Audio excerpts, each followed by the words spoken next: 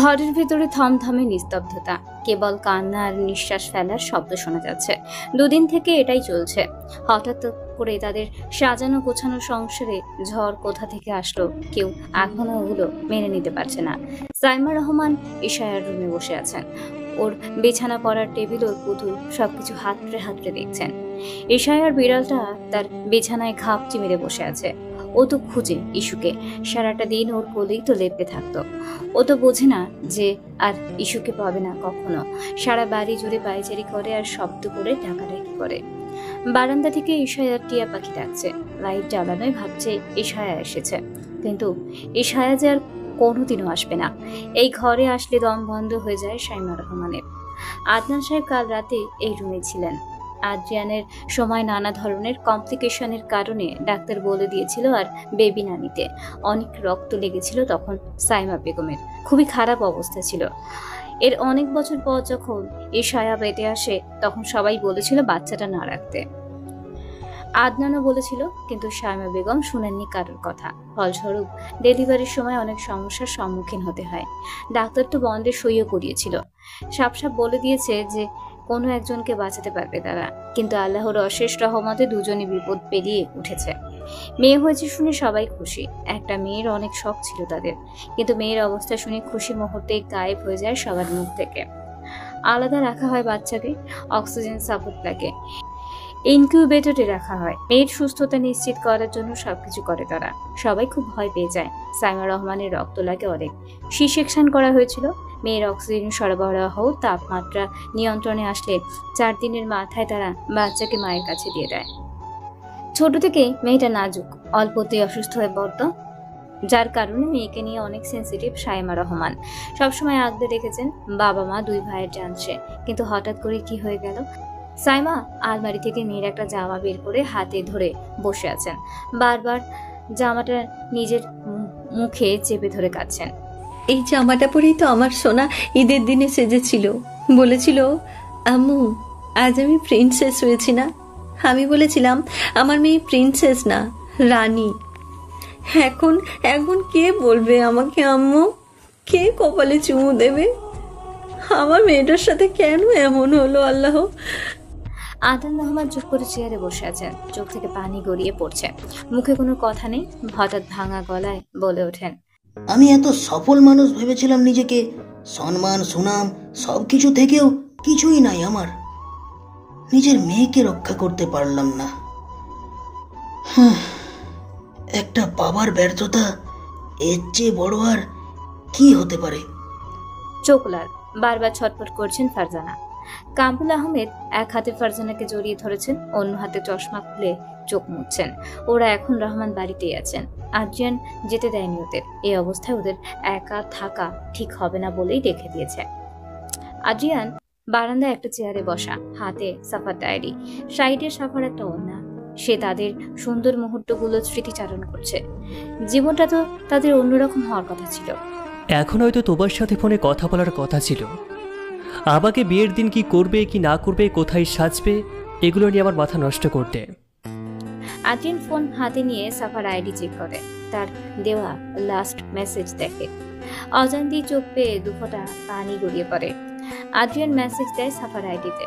বাচ্চাদের মতো করছে সে, কিন্তু সে তো জানে আর কোনোদিনও এই আইডি থেকে সাফা তাকে আর মেসেজ দিবে না। সে যে আর নেই। কলিং বেলের শব্দে জান্নাত নিচে নেমে আসে। ড্রয়িং রুমে কেউ নেই। সে দরজা খুলে দেখে আবির এসেছে। জান্নাতকে দরজা খুলতে দেখে আবির বলে, তুমি উঠে এলে কেন? জান্নাত কিছু বলে না, ধীরে ধীরে হেঁটে কিচেনে চলে যায়। ফ্রিজ থেকে ঠান্ডা পানি বের করে নিয়ে আসে, আবিরের সামনে গ্লাস এগিয়ে দেয়। আবির কিছু না বলে পানিটুকু খেয়ে নেয়। এবার জান্নাত বলে, কোথায় গিয়েছিলে? Police station. ঠান্ডা গলায় বলে আবির। কিছু বললো ওরা? কিছু জানতে পেরেছো? আবির হতাশ কণ্ঠে বলে, না, ইনভেস্টিগেশন চলছে। একটা দীর্ঘশ্বাস ফেলে জান্নাত। বাবা মা ফুফু খেয়েছেন? না। জান্নাতের কথা শুনে আবির উঠে দাঁড়ায়। মায়ের কাছে যাবে এখন সে। এভাবে তো আর চলতে দেওয়া যায় না। মাফিয়া স্যাংচুয়ারিতে 6 ফুটের লম্বা টেবিল ঘিরে বসে আছে ভীর, নিকো, ডিওগো এবং আরও কয়েকজন শীর্ষস্থানীয় গার্ড। ঘরের বাতাস ভারী। দেওয়ালের ডিজিটাল স্ক্রিনগুলোতে পৃথিবীর নানা প্রান্তে চলা মাফিয়া কার্যক্রম লাইভ ট্র্যাক হচ্ছে। ঘরে শুধু হালকা লাগালো, এক একজনের মুখে ভয়ঙ্কর রূপ। ভিড় অন্যমনস্ক, তার এসব কাজে কোনো ধ্যান নেই। সে অন্য ছক বুঝতে ব্যস্ত। নিকো গম্ভীর কণ্ঠে বলে, তুমি কি জানো তুমি কি করছো বীর? একটা মেয়ে, একটা সাধারণ মেয়ে, আর তুমি তার জন্য এই পরিমাণে রিসোর্স ব্যবহার করছো? ভিড় চুপচাপ সিগারেট জ্বালিয়ে একবার চোখ তুলে দেখায়। তার কপালে ভাঁজ যেন চিন্তায় ভারী। নিকো আবার বলে, কি করতে চাইছো তুমি? তোমার পরিকল্পনা কি? তোমাকে এতটা ডেসপারেট হতে আমি কখনো দেখিনি। আমাদের সামনে অনেক বড় একটা মিশন আছে, কিন্তু তুমি সব কিছুতেই বেখেয়ালি। এভাবে চললে হবে না। আমাদের উদ্দেশ্য কি সেটা তুমি ভালো করেই জানো। তুমি পিছিয়ে পড়লে আমাদের আগে অন্য কারো যেতে সময় লাগবে না। আমাদের কোনো পিছুটান থাকতে নেই, ভুলে গেলে নাকি? ভিড় নিকোর কোনো কথার উত্তর না দিয়ে ডিয়েগোকে বলে, এই মেয়ের পরিবারের উপর নজর রাখতে বলেছিলাম, দেখেছ? কে কখন কোথায় যাচ্ছে, কাকে ফোন করছে, কার সঙ্গে দেখা করছে, সব। প্রতিটি ফ্রেম দরকার। ইভেন ঘরের ভিতরের ভিডিও লাগবে। সবার সব কিছুর ব্যবস্থা করো। ডিয়েগো জানায় যে সে আগে থেকেই লোক লাগিয়ে রেখেছে এবং সবকিছুর ব্যবস্থা করেছে, ভিডিও ক্লিপেরও। নিকো চিৎকার করে ওঠে। ওই মেয়ের জন্য ভিড়ের এত চিন্তা? নিকোর রাগের কারণ। এতটা কনসার্ন সামান্য একটা মেয়ের জন্য? রাজবীর আলভারের ওর কি আছে যে তুমি এমন করছো? ভিড় এবার ধীরে স্বরে বলে, এই মেয়েকে কন্ট্রোলে আনবো আমি। দরকার হলে ভেঙে ফেলবো ওকে। তবু ওকে মানতে হবে আমায়। আমার রাজ্যে আমার অবাধ্যতা চলবে না। ওকে হাতের মুঠে আনতে আমার যা কিছু করতে হয় আমি করব। ওকে ভাঙতে হবে, মানতে হবে, মানিয়ে নিতে হবে। আমার বশ্যতা স্বীকার করতে হবে। আমি যা চাইবো তাই হবে। ঈশায়ার জ্ঞান ফিরেছে অনেকক্ষণ আগে। চারপাশটা যেন কুয়াশাচ্ছন্ন। শরীরে জোর নেই, গলাটা শুকিয়ে কাঠ হয়ে গেছে, কিন্তু এক ফোঁটা পানি খাওয়ারও ইচ্ছা তার মধ্যে নেই। বাঁচতে চায় না সে আর। গার্ডরা ওকে খাবার খাওয়ানোর চেষ্টা করে, কিন্তু সে মুখ ফিরিয়ে নেয়। চোখ জোড়া ভেজা, ঠোঁট শুকনো, চোখের পাতা ভারী। স্যালাইন নিজে হাতে ছিঁড়ে ফেলে দেয়। কেউ কাছে আসতে নিলেই চিৎকার চেঁচামেচি শুরু করে দেয়। আর একটা কথাই, তাকে কেউ ছুবে না, তার কাছে কেউ ঘেঁষবে না, কিছু চায় না তার। মরে যেতে চায় সে। ওদের সাথে পেরে উঠবে না সে বুঝে গেছে, তাহলে এইভাবেই মরে যাবে। গার্ডরা ওকে সামলানোর অনেক চেষ্টা করে, কিন্তু তাদের উপর থেকে নির্দেশের কারণে তারা কিছু করতে পারছে না। একসময় চিৎকার করে কেঁদে ওঠে ঈশায়ার। মানসিকভাবে বিপর্যস্ত সে। সাফার এই অবস্থা সে মেনে নিতে পারছে না। আমার আপু কোথায়? আমার সাপা আপু কই? সাফানের কথাতে যতবার মনে হচ্ছে নিজেকে শেষ করে যেতে ইচ্ছে করছে তার। কেউ যখন পারছে না, তখন পরিস্থিতি বিগড়ে যেতে দেখে শেষ পর্যন্ত খবর যায় ভিড়ের কাছে। ভিড় তখন তাদের নেক্সট টার্গেট নিয়ে আলোচনা করছিল। এর মাঝে একজন গার্ড হন্তদন্ত হয়ে ঢুকে এই কথা জানায়। ভিড় রাগে কাঁপতে কাঁপতে বলে, ওকে মনিটরিং রুমে নিয়ে আসো এখনই। তারপর ডিয়েগোকে কিছু একটা ইশারা করে। ডিয়েগো বুঝে যায় তাকে কি করতে হবে। ঈশায়াকে জোর করে নিয়ে আসা হয় মনিটরিং রুমে। সে আসতে চায়নি, তাকে জোর করে টেনে হিঁচড়ে নিয়ে আসা হয়েছে এখানে। রুমের মধ্যে এনে ওকে ছেড়ে দেওয়া হয়। আমি কোথায়? আমাকে ছেড়ে দিন। এটা কোন জায়গা? গ্লাসের বাইরের দৃশ্য দেখে ঈশায়া বুঝে গেছে এটা বাংলাদেশ না। ঈশায়াকে জোর করে একটা চেয়ারে বসানো হয়। সামনে বসা ভিড়। পায়ের উপর পা তুলে তীক্ষ্ণ দৃষ্টিতে পরখ করছে ঈশায়াকে। বাকি সবাই দাঁড়িয়ে আছে। ডিয়েগোর হাতে রিমোট। হঠাৎই স্ক্রিন জ্বলে উঠল। স্ক্রিনে আবিরের লাইভ ভিডিও। আবিরকে দেখে ঈশায়া অনেক অবাক চোখে তাকায়। সে বাসায় ফিরছে বাইকে, তার পিছন পিছনে একটা ট্রাক। ঈশায়া চোখ বড় বড় করে তাকায়। দাঁড়িয়ে যায় সে। অস্ফুটে শব্দ করে বলে, বড়দাদা ভাই। হঠাৎ ট্রাকটি তার সামনে গিয়ে ব্রেক কষে। এমনভাবে যায় যেন মুহূর্তে একটা মর্মান্তিক অ্যাক্সিডেন্ট ঘটে যেত। ঈশায়া দাঁত কাঁপতে কাঁপতে বলে, না না না, আমার ভাই না, থামান প্লিজ প্লিজ। আবির গাড়ি থেকে ড্রাইভারের উদ্দেশ্যে গালি দেয় এভাবে গাড়ি চালানোর জন্য, কিন্তু অপর পাশ থেকে কিছু না শুনে সে আবারও গাড়ি চালানো শুরু করে। ট্রাকটি আবারও তার পিছু নেয়। এবার আবির বুঝে যায় এটা কোনো ট্রাক। সে ভয় পেয়ে যায় আর আরো জোরে গাড়ি চালাতে শুরু করে। ঈশায়া চিৎকার করে বলে, প্লিজ প্লিজ এমন করবেন না। আমার ভাই কি করেছে দয়া করুন। আল্লাহ বলে কাঁদতে শুরু করে সে। ভিড় ঠান্ডা গলায় বলে, তোমার প্রতি মুহূর্তের অবদ্ধতা একটা করে বিপদ ডেকে আনবে ওদের ওপর। ঈশায়া তাকায় ভিড়ের দিকে। তার চোখের দৃষ্টি শান্ত কিন্তু কঠোর।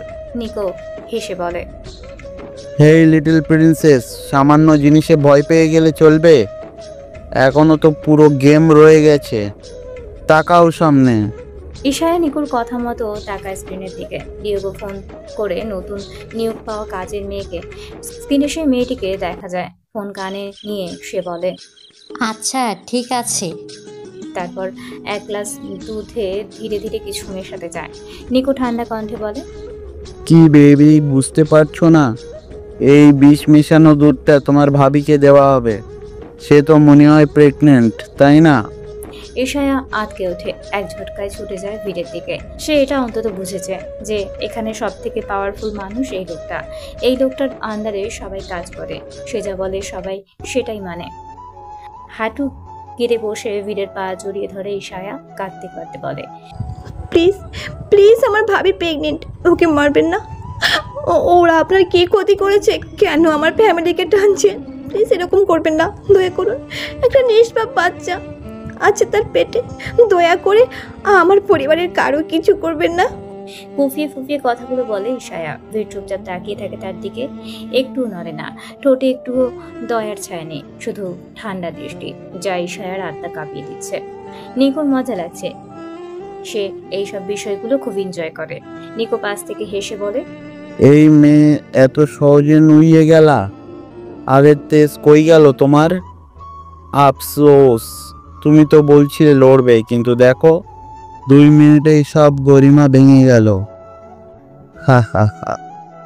ভিড় চুপচাপ বসা, সে শুধু দেখছে ইশায়ের কান্না, ছটফট। ডিয়েগো পদের স্ক্রিন অন করে। সেখানে কালো পোশাকে কয়েকজন লোক দাঁড়িয়ে আছে, হাতে বিস্ফোরক ডিভাইস। ইশায়া উঠে দাঁড়ায়। একটা সিগন্যাল দিলেই পুরো বাড়ি ধ্বংস হয়ে যাবে, সঙ্গে সব মানুষও শেষ। তোমার পুরো পরিবার এক মুহূর্তেই ধ্বংস হয়ে যাবে। ইশায়ের মুখের রং উড়ে যায়, সে দুলতে থাকে, দাঁড়িয়ে থাকতে পারছে না আর। ঠান্ডা ঘামে ভিজে গেছে। কেন হচ্ছে এরকম তার সাথে? সে যেন কোনো দুঃস্বপ্ন দেখছে, না হলে এরকম কেন হবে তার সাথে? সে কি ক্ষতি করেছে এদের? ভিড়েবার মুখ খোলে, তার এতক্ষণের নিস্তব্ধতা ভেঙে ঠান্ডা গলায় বলে, ওদের ভালো থাকে এখন তোর হাতে। তুই যদি আমার কথা শুনিস তাহলে ওদের কিছু হবে না, ওরা ওদের মতো থাকবে। আমি ওদের লাইফে ইন্টারফেয়ার করবো না কখনো, কিন্তু অবাধ্য হলে আমি সবাইকে শেষ করে ফেলবো। এটা তো জাস্ট একটা নমুনা। আমি কি করতে পারি তার সম্পর্কে তোর ধারণাও নেই মেয়ে। তাই অন্য সব ধরনের চিন্তা মাথা থেকে ছেড়ে ফেলে দে। মরতে তো তুই এমনিতেই পারবি না, কিন্তু এরকম কিছু ভাবলে বা করার চেষ্টা করলেও আমি একে একে তোর ফ্যামিলির সবাইকে ধুলোয় মিশিয়ে দেব। আমার শহরে আমার অনুমতি ছাড়া একটা মাছেও গলতে পারে না। এটা আমার রাজত্ব। বনের পুরনোতে তো দেখেছিস, এবার পরিবারের পালা।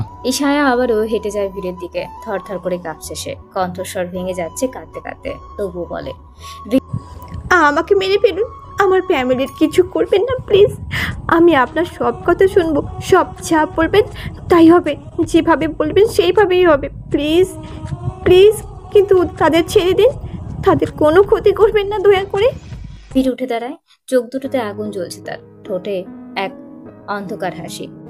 আমার কথার হেরফের হলে তোর পরিবারের একটা মানুষকে আমি বাঁচতে দেব না। আদ্রিয়ানের হাড় টুকরো টুকরো করে ফেলবো, আবিরের মাথার এই খানটায় গুলি করবো। ঈশ্বরের মাথা স্পর্শ করে দেখায়, আর তোর মায়ের সামনে তোর বাবার গলা কাটবো, তারপর তোর মা। ইশায়া চিৎকার করে ওঠে। না, সে আর শুনতে পাচ্ছে না, গলা শুকিয়ে আসছে তার, চোখ দিয়ে অশ্রু ঝরতে থাকে অভিযান। ভয় আর অসহায়তায় গলা কাঁপতে কাঁপতে সে ফিস ফিস করে বলে, আমি মেনে নিচ্ছি, যা বলবেন যেমন বলবেন ঠিক তেমন তেমন করব আমি। প্লিজ ওদের কিছু করবেন না। ভিড় চোখে এক ঠান্ডা শিকারীর হাসি টানে, তারপর ইশায়ার গার্ডদের ইশারা করে ওকে নিয়ে যাওয়ার জন্য। গার্ডরা আজ্ঞাবহ ইশায়াকে দুপাশ দিয়ে ধরে নিয়ে যায় প্রাসাদের সেই রাজকীয় অংশে, ভিড়ের ব্যক্তিগত রুমের সামনে পৌঁছে ইশায়ার মনে হয় যেন সে কোনো শূন্য রাজ্যে ঢুকেছে, যেখানে নিজের অস্তিত্ব বলে কিছু নেই, শুধু ভয় আর দখলদারিত্ব। সে আগে কোথায় ছিল জানে না, দেখেওনি, খেয়ালও করেনি। বীরের পরবর্তী মিশন সাদা ছায়ার অভিযান। বীর এবার তার সাম্রাজ্যকে আরো শক্ত করতে চায়। লক্ষ্য এক বিশাল কোকেন চালান বাজেয়াপ্ত করা এবং সেই রাস্তা নিজের দখলে আনা। কলম্বিয়ার কোকেন সাম্রাজ্যের শীর্ষে থাকা এক ভয়ানক জায়গা, এই দেশটি হোয়াইট গোল্ড ক্যাপিটাল বলা হয়। ভিড় চায় সেই দেশের অন্যতম গ্যাংকে ধ্বংস করে, সেখানে নিজের আধিপত্য বিস্তার করা। এই নিয়ে আলোচনা হচ্ছে তাদের মাধ্যমে। ডিয়েগো ম্যাটিয়াস শান্তিয়োগতি নিয়ে নতুন কিছু প্ল্যান করছে। নিকো গেছে তার কাজ আছে বলে। তার কি কাজ এটা খুব ভালো করে জানে সবাই। ভিড়োকে আটকায় না কোনো কিছুতে। এখন হয়তো বা কোনো মেয়েকে নিয়ে পড়ে আছে। কোনো মেয়ে বললে ভুল হবে, সে তো কখনো একজনের সাথে থাকে না। ডিয়েগো ভিড়ের ডান হাত, তার পার্সোনাল অ্যাসিস্ট্যান্ট। সবকিছুর ইনফরমেশন থাকে ওর কাছে।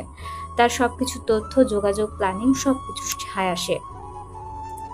ইশায়া রুমে ঢুকে ভেঙে পড়ে, ফ্লোরে বসে কাঁদতে থাকে। চিৎকার করে না, একেবারে নীরব ভাবে। বুক ফেটে আসছে তার মনের পর্দায় একে একে ভেসে ওঠে সবাই। বাবা ছোটবেলায় যেভাবে সকালে ঘুম থেকে ডাকতো, গালে চুমু খেয়ে বলতেন, আমার রাজকন্যা ঘুম থেকে উঠেছে। বাবার সবসময় চকলেট নিয়ে আসা, এটা নিয়ে দুই ভাইয়ের সাথে ঝগড়া। সে মুহূর্তগুলো এখন পাহাড়ের মতো ভার হয়ে চেপে বসেছে বুকের উপর। ভাবতেই দম বন্ধ হয়ে আসছে। এই জীবনে আর কখনো সে তার বাবাকে দেখতে পারবে না। কি করবে সে? মরে যেতেও তো পারবে না। সে মরে গেলে তো তার পুরো ফ্যামিলিকে ধ্বংস করে দিবে সে। আম্মু কোথায় তুমি? মায়ের কোলে মাথা রেখে কান্না করা। মায়ের রান্না, তার মুখে সেই হাসি আর দেখা হবে না। একটা দিনও এমন যায়নি যেখানে মা ওকে জড়িয়ে ধরেনি। দুই ভাই কিভাবে থাকবে সে ওদেরকে ছাড়া? আর সাফাপু কেন হলো তার সাথে এমন? ইশায়ার বাঁধ ভাঙা কান্না যেন আর থামছে না। ভাইয়ার সাথে প্রতিদিনকার হালকা ঝগড়া, রিমোট নিয়ে কাড়াকাড়ি, পড়ার টেবিলে পানি ঢেলে দেওয়া। কিন্তু ভাইয়ার শক্ত হাতে রক্ষা পাওয়ার মুহূর্তগুলো এখন এক একটা খঞ্জর হয়ে বিচ্ছে তার মনে। ভাবির সাথে রান্নাঘরের গল্প, মেয়েলি আলাপ, ফুপাফুপি। সাফার কথা মনে পড়তেই শূন্যতা ক্রাশ করে তাকে। তার সাথে ফুচকা খেতে যাওয়া, রিকশার ঝাঁকুনিতে হাসতে হাসতে নেমে পড়া। সেই সাফা আজ নেই, সেই হাসিটাও আর নেই। অরিনা, মেহনাজ, ওদের সাথে আর কখনো আড্ডা দেওয়া হবে না। আর সকালে ঘুম থেকে উঠে কলেজে যাওয়া হবে না। একসাথে গান গাওয়া, চুপি চুপি নুডলস খাওয়া, প্রেম নিয়ে হেসে হেসে গল্প। কোথায় তারা? জানেই না কেউ ইশায়া আজ বেঁচে আছে কিনা। কি পাপ করেছিলাম আমি?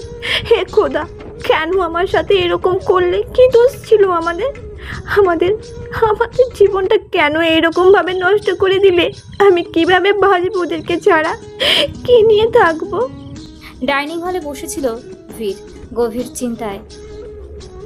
সামনে সারি দিয়ে রাখা খাবার সে স্পর্শ করেনি, শুধু এক গ্লাস ওয়াইন নিয়ে ঠোঁট ছুঁয়েছিল একবার। তার চোখে চিন্তার ছায়া, তবে ঠোঁটে হালকা এক নির্মমতার রেখা। হঠাৎ সান্তিয়াগোকে ডেকে ওঠে, গলায় গম্ভীর ও শীতল স্বর। সান্তিয়াগো, মারিয়া এলেনাকে ডেকে পাঠাও। সান্তিয়াগো মাথা নুয়ে বলে, জি স্যার। তারপর দ্রুত রেডিওতে বার্তা পাঠায়। মারিয়া এলেনা এসে ওদেরকে কুর্নিশ জানায়। ডিয়েগো বলে ওঠে, ভিড় আজকে প্যালেসে থাকবেন, ব্যবস্থা করো সব। ডিয়েগোর সংক্ষিপ্ত কথায় যা বোঝার বুঝে যায় মারিয়া। সে দ্রুত চলে যায়। এখন তার কাজ অনেক, দ্রুত শেষ করতে হবে সবকিছু। ভিড়ের মন মতো কিছু না হলে সে কাউকে আস্ত রাখবে না। ভিড় ক্লাসে ঠোঁট ছোঁয়াতে ছোঁয়াতে ডিয়েগোকে উদ্দেশ্য করে বলে, নিকো ফিরেছে? ডিয়েগো বলে, না। ভিড় বিরক্ত হয় নিকোর ওপর। ওর এই খামখেয়ালি পড়া স্বভাব ভিড়ের মোটেও পছন্দ না। ভিড় মোবাইল বের করে নিকোর নাম্বার ডায়াল করে। এক বিলাসবহুল সুইট রুমের বিছানায় হেলান দিয়ে বসে আছে নিকো কটেজে। চোখ হালকা লাল, হাতে ওয়াইন গ্লাস, পাশে এক লাস্যময়ী নারী তার গায়ে ঠেসে বসে চুমুর বন্যা বইয়ে দিচ্ছে। নিকো এক হাতে মেয়েটার কোমর জড়িয়ে অন্য হাতে গ্লাস ঘুরিয়ে নিচ্ছে ঠোঁটে। ঠিক সেই সময় তার ফোনটা বারবার বাজতে শুরু করে। নিকো ইগনোর করে, কিন্তু ফোন থামছেই না, বিপ বিপ শব্দ করে যাচ্ছে। নিকো বিরক্ত হয়ে একবার তাকায় স্ক্রিনের দিকে। ফাক, ফির কল করেছে বলেই ফোন হাতে নেয়। মেয়েটা দুঃখী ভঙ্গিতে বলে, Do not take it, baby. I am your priority tonight. Nicco ঠোঁটে হাসিতে এনে বলে, আর ইউ শিওর? তারপর ফোনটা রিসিভ করে কানে দেয়। মেয়েটা তখনও তার গলায় ঠোঁট ছুঁয়ে খেলার ছলে টানছে। ফোন রিসিভ করতেই ভিড় চিৎকার করে বলে, Where the hell are you, Nicco? আমি তোকে কতবার বলেছি সিকিউরিটি ছাড়া কোথাও যাবে না। চারদিকে শত্রুদের ছড়াছড়ি, আমাকে ধ্বংস করতে ওরা প্রথম টার্গেট তোকেই করবে, এটা ভুলে যাস না। Oh bro, I am fine, relax. Just having a little fun, that's it. আসছি একটু পরেই। দ্রুত। ভিড়ের কণ্ঠে যেন আগুনে চাপা বিস্ফোরণ। নিকো একটু হেসে বলে। ভিড়ার কথা না বলে ফোন কেটে দেয়। কল ডিসকানেক্ট হতেই নিকো ফিরে যায় আদিম খেলায়। নিকো ফোনটা ছুঁড়ে ফেলে পাশে। মেয়েটা আবারও তাকে জড়িয়ে নেয় আর নিকো ফিরে যায় তার নিষিদ্ধ খেলায়, আনমনে দায়িত্ব ভুলে অন্ধকার পথে। রাত ঘনিয়ে এসেছে। ইশায়া চুপচাপ শুয়েছিল রুমের কোণে, দেওয়ালের দিকে মুখ করে। হঠাৎ দরজায় টক টোকা পড়ে। ইশায়ার কোনো হেলদোল নেই। কে এলো আর কে গেল? দরজা খুলে এক ঝাঁক মেয়ে ঢুকে পড়ে। সবার পরনে হালকা নীল ইউনিফর্ম, মুখে রোবোটিক অভিব্যক্তি। ইশায়ার ভিতর হতভম্ব। হঠাৎ এতগুলো অচেনা মুখ দেখে তার বুক কাঁপতে থাকে। সে জানে না তার সাথে কি হবে, কিন্তু তার মন আশঙ্কা করছে তাকে হয়তো বেঁচে দেওয়া হবে, কারণ এরকম কিছু তো সে নিকোর মুখে শুনেছিল। একজন এগিয়ে এসে হালকাভাবে বলে ওঠে, চলুন ম্যাম, আপনাকে তৈরি করতে হবে। বস আজ এখানে থাকবেন। ইশায়া এক পা পিছিয়ে যায়। বুঝে যায় সে কি হবে তার সাথে আজ। কিছু বলতে না পারে না, সে অপারক। সাফাকে হারিয়েছে, আর কাউকে হারাতে পারবে না। চোখ বেয়ে পানি গড়িয়ে পড়ে ইশায়ার ঠোঁট পর্যন্ত। সবার সামনে এগিয়ে আসে এক শান্ত মুখের মহিলা, মারিয়া এলেনা। বয়স 40-এর কাছাকাছি। চোখে এক ধরনের সহানুভূতি, কিন্তু ঠোঁটে গ্লানি ভরা বাস্তবতা। তিনি ধীরে ধীরে ইশায়ার দিকে তাকিয়ে বলেন, আপনি যতটা ভাবছেন পরিস্থিতি তার থেকেও খারাপ হতে পারে। ভিড় একজন মাফিয়া, ওর মর্জির বিরুদ্ধে কেউ যায় না। এখানে যা হয় সব কিছু ওর মর্জি মতো হয়। ওর কথা কেউ অমান্য করলে তাকে শেষ করতে সে 1 সেকেন্ডও নেয় না। আপনি যদি তার সাথে তাল মিলিয়ে চলেন তাহলে অন্তত আপনি বাঁচবেন, আপনার পরিবার বাঁচবে, আপনার পরিবার একটা শান্তিপূর্ণ জীবনযাপন করতে পারবে। আর আপনি কিছু উল্টোপাল্টা করলে ও আপনাকে মারবে তো মারবেই, সাথে আপনার পুরো পরিবারকে ধ্বংস করে ফেলবে। তাই আমি এটাই বলবো, নিজের আর নিজের পরিবারের ভালো চাইলে বসের কথার অমান্য করবেন না। আর একটা কথা, বীরের কোনো কাজে বাধা দেবেন না, এটা সে পছন্দ করে না। ওর কোনো কাজে তিল পরিমাণ বাধা পড়লে ধ্বংসযজ্ঞ বাঁধিয়ে দেবে সে। ইশায়ার গলা শুকিয়ে আছে, চোখ দিয়ে অঝরে পানি গড়িয়ে পড়ছে, কিন্তু গলার স্বর আটকে আছে ভয় আর আতঙ্কে। মেয়েটা তাকে ধীরে ধীরে টেনে নেয় রুমের ভেতরকার বিশাল বাথরুমে। মেঝে জুড়ে ছড়িয়ে থাকা গোলাপ ফুলের পাপড়ি, শুধু লাল না, তার মাঝে সাদা আর হালকা গোলাপিও। চারিদিকে সুগন্ধি মোমবাতি জ্বলছে, এক অদ্ভুত ঘোরের পরিবেশ।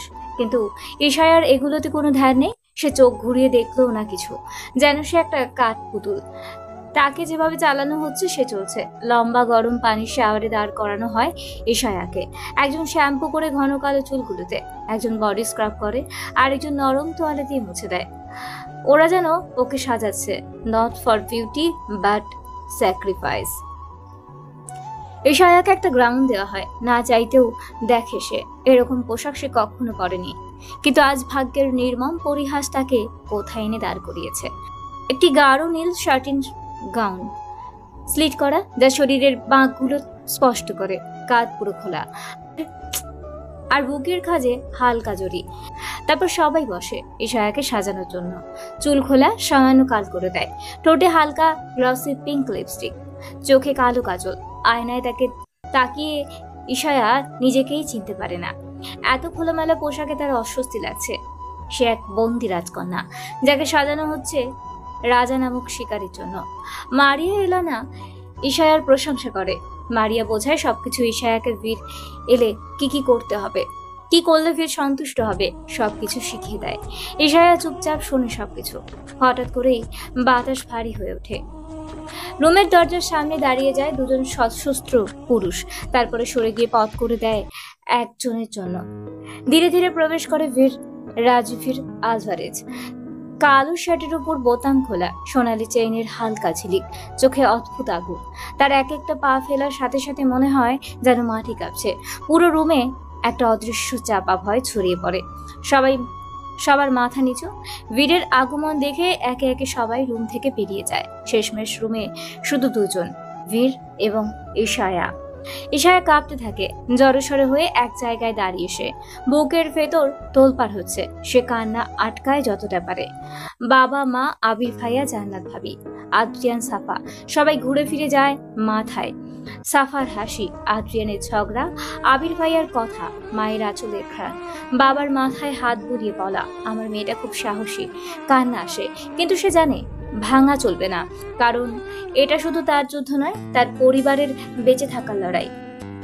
প্রাসাদের সেই নির্জন রাজকীয় কামরার দরজা ধীরে ধীরে বন্ধ হয়ে যায় ঠাস শব্দ করে, আর তার সাথে বন্ধ হয়ে যায় ইশায়ার নিঃশ্বাস। সে জানে এই মুহূর্ত থেকে সে আর কিছুই নিজের মতো করে করতে পারবে না, তার জীবন শেষ। বীর ধীর পায়ে এগিয়ে গিয়ে তার বিশাল সোনালী কারুকার্য করা জীবনের রাজার মতো বসে পড়ে। এক পা তুলে অন্য পায়ের উপর রেখে সে স্থির চোখে তাকায় ইশায়া রহমানের দিকে। আজ তার চোখে ইশায়া এক অপরূপ সৌন্দর্য ঘেরা রমণী। খোলা চুল, পাতলা অথচ শার্টিন ড্রেস, গ্লসি হাইলাইটার আর ভেজা চোখ, সব মিলিয়ে এক লাস্যময় নারী। এক নজরে মাথা থেকে পা পর্যন্ত ধীরে ধীরে পরখ করে বীর আলভারেজ। তার চোখ লালচে হয়ে উঠেছে, শরীরের তাপমাত্রা বাড়ছে। এই মেয়েটার জন্যই সব ওলট পালট হয়ে গেছে তার ভেতরে। আজ সে তার রাজত্বে এই মুহূর্তে এই মেয়েকে নিজের বলে ক্লেম করতে যাচ্ছে। ইশায়া কাঁপা কাঁপা হাতে দাঁড়িয়ে থাকে, তার হৃৎপিণ্ড যেন পাঁজর ফুঁড়ে বেরিয়ে আসবে। মারিয়া এলেনার বলা কথা বারবার মনে পড়ছে। তুমি যদি ওর মর্জি মতো চলো তাহলে অন্তত বাঁচবে তোমার প্রিয়জনেরা। নিজের কথা না ভাবলেও নিজের পরিবারের কথা অন্তত ভাবো। নিজেকে সামলে নেয় ইশায়া, তাকে করতে হবে। এক গ্লাসে হুইস্কি ঢেলে নিজেকে ধীরে ধীরে বীরের দিকে এগিয়ে নিয়ে যায় ইশায়া। বীর তাকিয়ে আছে, তার প্রত্যেকটি মুভমেন্ট দেখছে।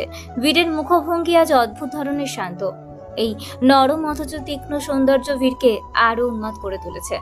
ইশায়া গ্লাসটা তার দিকে বাড়িয়ে দিলে বীর হাসে না, না তার মুখভঙ্গি বদলায়, শুধু চোখে দিয়ে গিলে ফেলে তাকে। তারপর গ্লাসটা নিয়ে নেয়। তারপর ইশায়া ধীরে ধীরে হাঁটু গেড়ে বসে পড়ে। বীরের কালো চামড়ার বুট জুতোয় হাত রাখে, কাঁপতে থাকা হাতে ফিতা খুলছে সে। বীর গ্লাসে চুমুক দেয়, তাকে ধোয়ার মতো ঢেকে রাখে ইশায়ার কাঁপা কাঁপা আঙুলের স্পর্শ। বীর অনুভব করে এই হাতই একদিন তার বিরুদ্ধে উঠেছিল, আর আজ সেই হাত তার পদতলে নত। এই মেয়েটার জন্য আমার মাথা খারাপ হয়ে গেছিল, আর আজ সে আমার সজ্জায়, আমার নিয়ন্ত্রণে। আমি যেটায় চোখ রাখি ওটা আমারই হয়। তুইও হবি, শুধু তোর শরীর না, আত্মা পর্যন্ত আমার দখলে চলে যাবে। বীর ধীরে ইশায়ার হাতের কবজি চেপে ধরে। ইশায়ার আত্মা কেঁপে ওঠে বীরের স্পর্শে।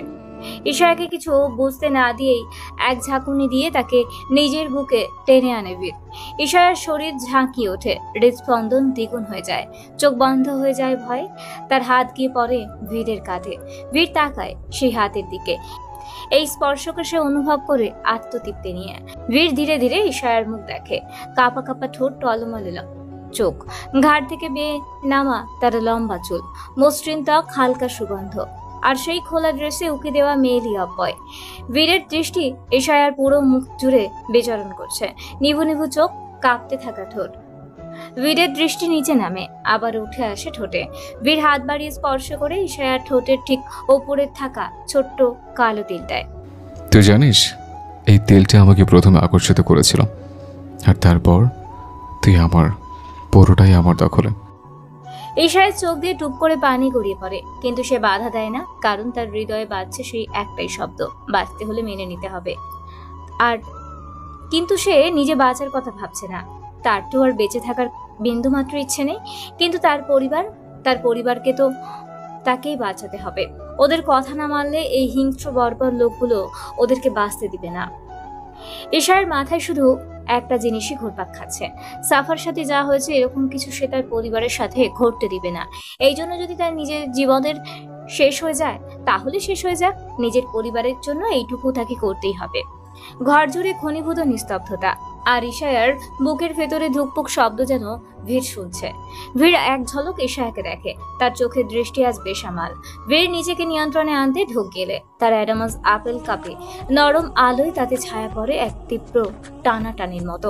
চোখ দুটো আগুন ছুঁয়ে ফিরে আসে, শিরা ফুলে ওঠে হাতের, নিঃশ্বাস ভারী হয়। হিংস্রতা আর আকাঙ্ক্ষার মাঝখানে দোদুল্যমান এক বিস্ফোরণ। বীর নিজেকে ধরে রাখে কেবল একটুখানি, তার হাতের তালু মুচড়ে ওঠে, যেন শরীর চায় এগিয়ে যেতে, কিন্তু মন টেনে ধরে। বীর ধীরে ধীরে আঙুলের ডগা বেয়ে স্পর্শ ছড়িয়ে দেয় তার শরীরে। তার আঙুল যেন আগুনে মোড়ানো উত্তপ্ত ছোঁয়া। ইশায়ার ঘাড় ছুঁয়ে গাল বরাবর উঠে আসে সেই আঙুল। তারপর ঠোঁটের উপরে তেলটাকে ঘিরে এক চক্র আঁকে, যেন সে খেলা করছে। ইশায়ের শরীরের বেগতিক কম্পন এক মুহূর্তের জন্য সে চোখ বন্ধ করে নেয়, কিন্তু তার শরীর বারবার কেঁপে কেঁপে উঠছে। ভীতু হয়ে পড়েছে সে, তবুও নিজেকে সরাতে পারে না। বীর নিচু হয়ে আসে, তার উত্তপ্ত ঠোঁট ছোঁয়ায় ঠোঁটের উপরে তিলটাতে, প্রথমে হালকা, এরপর গভীর, তারপর শব্দ করে চুমু খায়। একটা, দুইটা, তিনটা, বারবার চুমু খেতে থাকে সে, যেন এই তিলই বীরের মগ্নতার কেন্দ্র। ইশায়ার নিঃশ্বাস হঠাৎ অসংলগ্ন হয়ে পড়ে, তার বুক ওঠানামা করে ঘন ঘন, এবং তার হাত গিয়ে চেপে ধরে বীরের ঘাড়। তার শরীর এক ঝাঁকুনি দিয়ে ওঠে, খামচে ধরে, নখ ঢুকে পড়ে বীরের ত্বকে। কিন্তু বীরের ভ্রুক্ষেপ নেই, উল্টো সে আরো গাঢ়, আরো রুক্ষ, আরো দাবিদার হয়ে ওঠে। বীর মাথা ওঠায়, তাকায় ইশায়ার মুখের দিকে, কিন্তু সেকেন্ডের মাঝে ঝড়ের গতিতে ইশায়ার ঠোঁট আঁকড়ে ধরে, চুমু নামতে শুরু করে ঠোঁট থেকে ঠোঁটে। ইশায়ার হাতের মুঠো শক্ত হয়, দম বন্ধ হয়ে আসে। বীর ইশায়ার ঠোঁটের মৃদু কাঁপন টের পায়, আর সেই কাঁপন তার উন্মাদনা বাড়িয়ে দেয়। এক তীব্র চুমুতেই ইশায়ার ঠোঁট নিজের করে নেয় সে, গভীরতা বাড়তে থাকে। শুধু ঠোঁট নয়, তার সত্তাকেও গ্রাস করতে চায় যেন। বীরের ঠোঁটের তীব্র দংশনে ইশায়ার জান যায় যায় অবস্থা। ইশায়া একবার, দুইবার, বারবার সরে যাওয়ার চেষ্টা করে, তার হাত দিয়ে বীরকে ঠেলতে চায়, নিজের মুখ ফিরিয়ে নিতে চায়, কিন্তু বীর তেলে জ্বলা আগুনের মতোই আরো তীব্র হয়ে ওঠে। ইশায়া যত সরাচ্ছে, বীর তত আঁকড়ে ধরছে তাকে। এ যেন এক নীরব যুদ্ধ। ইশায়ার ছটপটানি যখন বেড়ে যায়, বীর এক হাতে ইশায়ার দু হাত জোর করে চেপে ধরে, আর অন্য হাতে কোমর শক্ত করে নিজের দিকে টেনে নেয়। ব্যথা সহ্য করতে পারে না ইশায়া, চোখ থেকে পানি গড়িয়ে পড়ে, তবুও তার ঠোঁট জুড়ে রয়ে যায় বীরের গরম নিঃশ্বাস। বীরের কাছে এই চোখের পানির কোনো মূল্য নেই। এরপর বীর হঠাৎ এক ঝটকায় ইশায়াকে কোলে তুলে নেয়। ইশায়া চমকে ওঠে, তার হাত আঁকড়ে ধরে বীরের কাঁধ। তখনও বীর তার ঠোঁট থেকে ঠোঁট তুলছে না। একটা ক্ষণিক বিরতি ছাড়া তাকে চুমু খেতে খেতে বিছানার দিকে এগিয়ে যায় বীর। বিছানার কাছাকাছি এসে বীর এক ঝাঁকুনি দিয়ে ইশায়াকে বিছানার মাঝখানে ফেলে দেয়। ইশায়ার লম্বা চুল ছড়িয়ে পড়ে সাদা বিছানায়, তার চোখ ভিজে, ঠোঁট লাল হয়ে আছে, আর শরীর কাঁপছে, কিন্তু মুখে একটিও শব্দ নেই। শুধু চোখ দুটো বলে দিচ্ছে সে নিজের নিয়তির সামনে দাঁড়িয়ে গেছে। বীর একবার লম্বা এক শ্বাস নেয়, তার বুকের পেশি ওঠানামা করছে। আস্তে আস্তে হাত যায় নিজের কালো শার্টের বোতামে, একটা, দুইটা, তারপর এক ঝটকায় সব বোতাম ছিঁড়ে খুলে ফেলে, ছুঁড়ে মারে দূরে, এক কোণে ছিটকে পড়ে। বীরের চোখে এখন শুধু একটাই জিনিস চায়, ইশায়া রহমান। এবং এই রাত হবে সাক্ষী যে রাজবীর আলভারেজ কাউকে ভালোবাসা বোঝাতে জানে না। সে জানে আবেগের ছোবলে পিষে দিতে, নিজের করে নিতে। যাকে সে একবার বেছে নেয়, সে আর কারো হতে পারে না। চাঁদের আলো জানালার পর্দা ছুঁয়ে মেঝেতে নেমে এসেছে। বিছানার পাশে দাঁড়িয়ে থাকা রাজবীরের চোখ দুটো একেবারে লাল। সেই চোখে এখন শুধু একটাই জিনিস, উন্মাদ অধিকার। ইশায়ার নিঃশ্বাস জোরে ওঠানামা করছে, তার বুক থপ থপ করছে। বীর ধীরে ধীরে তার দিকে এগোয়, তার চোখে সেই অদ্ভুত আগুন যেটা নেভে না, শুধু ছড়িয়ে পড়ে। ইশায়ার গ্রাউন্ড সরে যাওয়ার তার উন্মুক্ত পা দৃশ্যমান। বীর ধীরে ঝুঁকে পড়ে, পায়ের নগ্ন ত্বকে তার ঠোঁট স্পর্শ করে, একটা গভীর চুমু যেটা একেবারে আত্মা কাঁপিয়ে তোলা। ইশায়ার তাপ, তীব্রতা আর একটা অগ্রাসী মায়া, যেন ওটা চুমু না, দখলের ঘোষণা। ইশায়ার শ্বাস কেঁপে ওঠে, তারপর এক ঝটকায় দূরে সরে যায়। তাড়াহুড়োয় নয়, কিন্তু পরিষ্কার সে পালাতে চাইছে, বীরের থেকে দূরে যেতে চাইছে। বীরের ঘোরের মধ্যে হাসকি স্বরে বলে ওঠে, Get over here. Don't push me to take what's already mine. তার ঠান্ডা কণ্ঠ, কিন্তু তাতে এমন এক হিমেল বিষ ছিল যা শরীরের ভিতর জমে যায়। ইশায়া আসে না, ভয়ে কুকড়ে যাচ্ছে সে। ইশায়া ফুফিয়ে ওঠে, চোখ নামিয়ে নেয়। বীর একটানে তাকে নিজের কাছে আনে। বীর ধীরে শক্ত হাতে ইশায়াকে নিজের দিকে টেনে আনে। ইশায়ার পুরো শরীরটা যেন বিদ্ধ হয়ে যায় তার আকর্ষণে, তার কণ্ঠ সুধা হয়ে যায়, কিন্তু কোনো কথা বের হয় না, শুধু শ্বাসের শব্দ। তার ঠোঁট গালের সন্নিকটে পৌঁছায়, আর বীরের স্নায়ুর উত্তেজনা ধীরে ধীরে চড়ে যায়। একটি তীব্র আকাঙ্ক্ষা, একটি নির্মম দখলের প্রবৃত্তি তার ভেতরে ঘুরতে থাকে। বীর যখন তার হাতের ইয়াশার গ্রাউন্ডের চেইনটা নামাতে থাকে, ইয়াশার পিছু হটে না, তবে তার হৃদয়ে ভয় আর অনিশ্চয়তার এক শক্তি কাজ করে।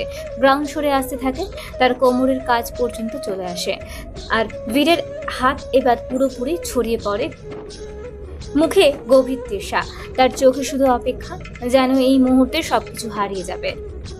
বীর জামার হাতা কাঁধ থেকে নামিয়ে যেই সেখানে মুখ গুজতে যাবে তখনই ঈশায় আর সহ্য করতে পারে না। হঠাৎ চিৎকার করে কেঁদে ওঠে। গলা চিরে বেরিয়ে আসে তার ভিতরের ক্ষত। বীরের ঘোর, তার মনের সমস্ত মনোসংযোগ চূর্ণ হয়ে যায়। একটি অস্বাভাবিক রাগ বীরের চোখে আগুনের ফুলকে। এই মুহূর্তে তার রাগ যেন এক টুকরো বিস্ফোরণ, তার সমস্ত অনুভূতি যেন একটি কন্ট্রোলহীন আগ্নেয়গিরি। বীর তার কাজের মধ্যে কোনো ব্যাঘাত সে কখনোই সহ্য করতে পারে না। এই মুহূর্তে তার সমস্ত রাগ গিয়ে পড়ে ঈশায়ার ওপর। ঈশায়ার এই প্রত্যাখ্যান সে মেনে নিতে পারছে না।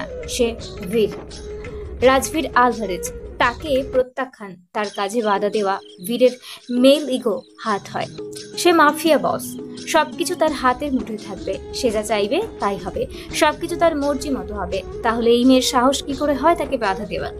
বীর সবকিছুকে একেবারে ভেঙে ফেলে, মুহূর্তের মধ্যেই ঘরের সবকিছু ভেঙে চুরে শেষ করে ফেলে। বীরের চোখের মাদকতা বদলে যায় তীব্র রাগে, তার সমস্ত কিছু যেন আগুন পুড়ে যাচ্ছে, মাথার রক ছিঁড়ে যাচ্ছে রাগে, তাকে আর কিছুই ঠেকাতে পারে না। Fuck. Don't you ever push me again. তার শ্বাস কেঁপে ওঠে। এক ঝটকায় ঈশায়ার গলা চেপে ধরে, এমন শক্তিতে ধরে যেন কোনো কৌশলে বা ক্ষমতা নেই কারোর হাত ছাড়ানোর, শুধু আগুনের তীব্রতা। ঈশায়া কাঁপতে থাকে।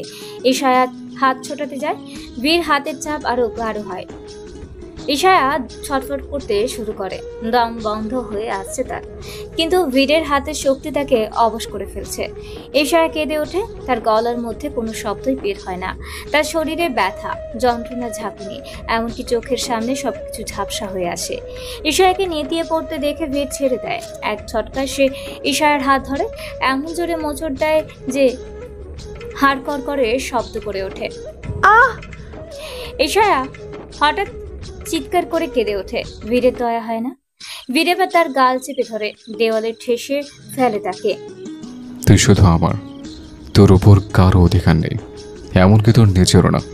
আমি বললে তুই হাসবি, আমি বললে তুই কাঁদবি, যা বলবো তাই করবি। আমার কথা অমান্য করার সাহস তুই কোথায় পেলি? চিৎকার করে বলছে বীর। তার মুখ ঈশায়ার মুখের এত কাছে যে তাদের নিঃশ্বাস একে অপরের চামড়া জ্বালিয়ে দিচ্ছে। ঈশায়ার চোখে এখন শুধুই জল, বুক ধকধক করছে। ঈশায়াকে চুপ থাকতে দেখে বীর আরো রেগে যায়। সে কিছুতেই মানতে পারছে না একটু আগের প্রত্যাখ্যান। বীর ঈশায়ার গালে ঠাস করে থাপ্পড় বসিয়ে দেয়। নাটক করেছে আমার সাথে? আরো এক চর পরে ঈশায়ার গালে, তারপর সে ঈশায়ার চুল টেনে নিচে ধাক্কা মেরে ফেলে দেয়। ঈশায়া পড়ে যায় মেঝেতে, হাঁটু গেড়ে বসে কাঁপছে, মুখে রক্ত, ঠোঁট ফেটে গেছে। বীর নিজেকে কন্ট্রোলে আনতে পারছে না, রক্তাক্ত মুখ, চোখের কোণে কান্না, ঠোঁট কাঁপছে, কান্না দরুন হেঁচকি উঠছে বারবার। ভয় পাস না আমাকে? ভয় পাবি, ভয় পাবি তুই আমাকে, চিৎকার করে বলতে থাকে বীর। সে এবার কোমরের বন্দুক বের করে ঈশার কপালে ঠেকিয়ে দেয়। ঈশার চোখ উল্টে যায়, শ্বাস বন্ধ হয়ে আসে ভয়ে। মাই লিটল কুইন, তুই হয়তো আমার হাতে বাঁচবি, নয় মরে যাবে, মেরুই কিছুই নেই। ঈশায়া নেতিয়ে পড়ে, ফ্লোরে পড়ে যায়। এত অত্যাচারে এত ধকল সে আর সহ্য করতে পারছে না। ঈশায়াকে পড়ে যেতে দেখে বীর থামতে বাধ্য হয়। ঈশায়ের চোখ নিভু নিভু। বীর শার্ট নিয়ে পড়তে থাকে। তোর ভাগ্য ভালো মেয়ে, গলায় কাপড় নিয়ে বলে বীর। তীর আলভারেজ আজ নিজেকে থামালো, নইলে তোকে আমি খতম করে দিতাম। বীর উঠে দাঁড়ায়, সে দরজার দিকে এগোয়, তারপর থেমে যায়, পিছে ফিরে শুধু একটাই কথাই বলে, তুই বাঁচবে, কিন্তু খাঁচায়, ঠিক যেভাবে আমি তোকে রাখবো। দরজা খুলে একটা ধাতব শব্দ, বীর বেরিয়ে যায়, তারপর দরজা ধীরে ধীরে বন্ধ হয়ে যায়। ঈশায়া হাঁপাচ্ছে, কাঁদছে, নিজে মুখ বুজে চিৎকার করছে।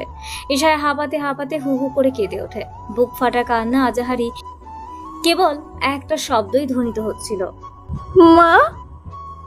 ঈশায়ার বুক ফেটে যাচ্ছে কান্নার যন্ত্রণায়, আত্মা যেন ছিঁড়ে টুকরো টুকরো হয়ে যাচ্ছে। সে এক কোণে গুটিয়ে পড়ে, গাল বেয়ে গড়িয়ে পড়ছে রক্ত মিশ্রিত অশ্রু, আর বুক থেকে বেরিয়ে আসছে একটা রুদ্ধশ্বাসে ছিঁড়ে পড়া আর্তনাদ। কি করেছি আল্লাহ আমি? কেন আমার সাথে এমন হচ্ছে? কোন পাপের শাস্তি দিচ্ছ তুমি আমাকে? আমি তো কিছুই করিনি। ঈশায়ার শরীর কাঁপছে, ব্যথায়, লজ্জায়, অপমানে সে চোখে মুখে হাত চেপে ধরে কাঁদতে থাকে। কান্নার সেই শব্দ ঘরের দেওয়ালে ধাক্কা খেয়ে ফিরে আসে। ভিড় যাওয়ার সাথে সাথে গার্ডরা ঢুকে পড়ে রুমে। তারা অনুমতি ছাড়াই রুমে ঢুকে পড়ে। বেরের নির্দেশ 24 ঘন্টা তাকে চোখে চোখে রাখার। রুমের ভেতর ঢুকে প্রথমেই তারা দেখে বিধ্বস্ত ইশায়াকে। ফ্লোরে একপাশে পড়ে আছে, অনবরত কান্না করে যাচ্ছে। চুলগুলো এলোমেলো, গ্রাউন্ড ছেঁড়া, গাল ফুলে গেছে, ঠোঁট ফেটে রক্ত ঝরছে। তারা এক মুহূর্ত থমকে যায়, কিন্তু প্রশিক্ষিত চোখে দ্রুত পরিস্থিতি বুঝে নেয়। তাদের কারো চোখে সহানুভূতি নেই, কেবল দায়িত্ববোধ। তাদের মধ্যে একজন ধীরে এগিয়ে আসে। ম্যাম, আপনি ঠিক আছেন? আরেকজন দ্রুত ওয়াকিটকিতে যোগাযোগ করে। We need medical team immediate. তারা ইশায়াকে ধরার চেষ্টা করলে ইশায়া প্রথমে সরে যায়। কাঁপা কণ্ঠে বলে, দূরে থাকো, কেউ ছবে না আমায়। কিন্তু তার শরীর ঠিক থাকতে পারে না। নিতান্তই দুর্বলতায়, ব্যথায়, কান্নায় সে হেলে পড়ে। গার্ডরা খুব সাবধানে তাকে তুলে বিছানায় বসায়। একজন তার গালে ঠান্ডা কমপ্রেস রাখে, আরেকজন সাদা চাদর দিয়ে তার শরীর ঢেকে দেয়। কেউ কিছু বলে না, ওরা তার ট্রিটমেন্ট করতে ব্যস্ত হয়ে পড়ে। বীর রেগে বেরিয়ে যায় বাড়ি থেকে। চোখের নিচে কালচে ছায়া, মাথায় খুন চড়েছে, তবু মেয়েটাকে সে আঘাত করতে পারে না। এটাই তার রাগের আসল কারণ। এই অদৃশ্য বাধাটা তাকে পুড়িয়ে দিচ্ছে ভিতর থেকে, যেন কেউ তাকে টেনে ধরে রেখেছে, তার নৃশংসতা থেকে, তার নিজস্বতা থেকে। বীর দ্রুত গাড়িতে ওঠে। গাড়ির গতি যেন রাস্তাকে চিরে ফেলছে। দ্রুত হাতে স্টিয়ারিং ঘোরায় ভিড়। সে গিয়ে নামে একটা গোপন মাফিয়া ক্লাবে, যেখানে আইন ঢোকে না, শুধু সিগারেটের ধোয়া, গ্লাসে ভরা আগুন, আর টেবিলের নিচে চলা মৃত্যুর আলোচনা। বীর এক কোণে বসে, চোখে সেই শূন্যতা। এক গ্লাস হুইস্কি তোলে, চোখ বন্ধ করে নেয়, যেন ভিতরের জ্বালা নিভাতে চাইছে। আগুন জ্বলছে তার মাথায়। Why can't I just break her? Why can't I let go? Nicco এখনো ফেরেনি। রাজবীরের প্রাসাদের নিচতলার private war room. Diego Salgado, Santiago Resas, Enrico Matias ও স্পেশাল অপস ইউনিটের 8 জন গার্ড। তারা তাদের মিশনের প্রস্তুতি নিচ্ছে। কালকে তাদের বেরিয়ে পড়তে হবে। ডিয়েগো স্যাটেলাইট ইমেজ নিয়ে আসে, কলম্বিয়ার কোকেন বেসগুলোর লোকেশন চিহ্নিত করে। হাইটেক স্ক্রিনে লাইভ ফিড চলে, যেখানে দেখা যায় টার্গেট কার্টেলের ক্যাম্প, গার্ডের মুভমেন্ট। তারা তাদের লক্ষ্য চিহ্নিত করছে। সান্তিয়াগোর নেতৃত্বে আনা হয় এক্সক্লুসিভ অস্ত্র, হ্যাকলার কচ G36 রিফিলস। প্রতিটি অস্ত্র টেস্ট করে নেওয়া হয়। এনরিকো ফায়ারিং রেঞ্জে গিয়ে প্রতিটি গার্ডের পার্সোনাল ট্রেনিং করায়। কেউ একটা গুলি মিস করলে সরাসরি শাস্তি। কালো military combat suit, night vision goggles, headset. প্রত্যেকের হাতে লকড স্ক্যানার, বেস্ট পিস্তল, যা ভিন্ন কেউ চালাতে পারবে না। ম্যাটিয়াস একটা হোলো স্ক্রিনে পুরো মিশনের ব্লুপ্রিন্ট তুলে ধরে। ডিয়েগো ভিডের ডান হাত।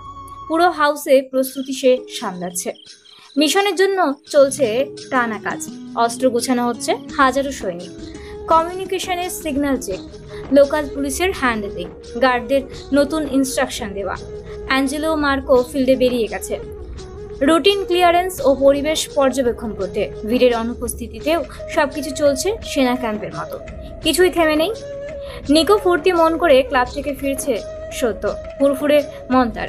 যে কোনো মিশনে যাওয়ার আগে রাতটা সেভাবেই কাটায়। নিজের ঘরে ঢুকে দরজা আটকে দিয়ে ঘুমিয়ে পড়ে নিক।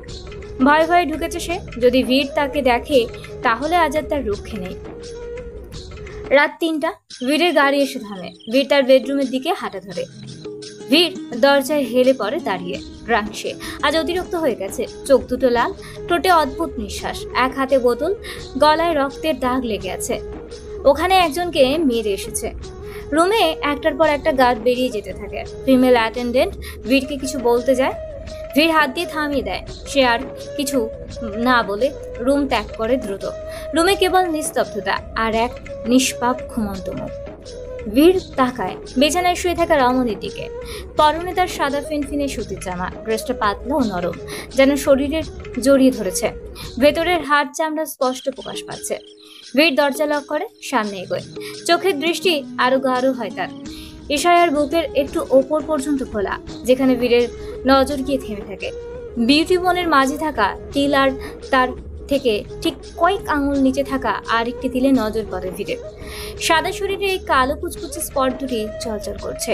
মুখে ঘুমের ক্লান্ত ছায়া, চিবুকে একটা নীলচে দাগ, ঠোঁট ফেটে গেছে হালকা, গালের পাশে মেডিকেল টেপ, চোখের কোণে লাল রেখা, অতিরিক্ত কান্নার ফল। চুল এলোমেলো, গাল ছুঁয়ে আছে কয়েকটা ভেজা দাগ, যেন ঘুমের মাঝেও কেটে গেছে। মুখ ফ্যাকাশে, নিস্তেজ, ঠোঁট অল্প কাঁপছে ঘুমের ঘোরে। ভিড় তাকিয়ে থাকে অনেকক্ষণ, চুপচাপ অবলোকন করছে সে এতক্ষণ দাঁড়িয়ে দাঁড়িয়ে। চোখ ধীরে ধীরে নরম হয়ে যায় ভিড়ের। আধখোলা শার্টটা এবার পুরোপুরি খুলে ফেলে সে, তারপর ধীরে ধীরে পাশে শুয়ে পড়ে, মাথা বালিশে রাখে। সে কখনো কারোর সাথে এক বিছানায় ঘুমায়নি। সে জানে না এই মেয়ের জন্য তার মধ্যে এত পরিবর্তন কেন আসছে, এই মেয়ে আজ কিভাবে বেঁচে গেল তার থেকে। এসব প্রশ্নের কোনো উত্তর নেই তার কাছে, অবশ্য জানতে ইচ্ছুকও না সে। এইসব বিষয় নিয়ে ভাবার মতো সময় নেই তার। বীর ঘুমানোর চেষ্টা করে, কালকে অনেক বড় একটা মিশন আছে তার, কিন্তু ঘুম আসছে না কিছুতেই। এপাশ ওপাশ করে অনেকক্ষণ, কিন্তু শান্তি পাচ্ছে না সে। একটু পর ইশায়ার কোমর স্পর্শ করে বীর, একটা নিয়ে আনে নিজের দিকে। হঠাৎ ধাক্কা ঈশা একটু নড়ে চড়ে ওঠে। ঈশার নিস্তেজ কোমল শরীরটা বীরের শক্ত বুকের উপর পড়ে। বীর এক হাতে ঈশার জামার একটা বোতাম খুলে দেয়, তারপর গলার ভাঁজে মুখ বুজে লম্বা একটা শ্বাস নেয়। বীর তাকে দু হাত দিয়ে আষ্টে পৃষ্ঠে জড়িয়ে ধরে শুয়ে পড়ে, তার পা দুটো দিয়ে ঈশাকে আঁকড়ে ধরে। গলার নিচে তিলটায় দাঁত বসিয়ে দেয়। ঈশা নড়ে ওঠে, কিন্তু দুর্বলতার ঘুমের ওষুধের প্রভাবে তার ঘুম ভাঙে না।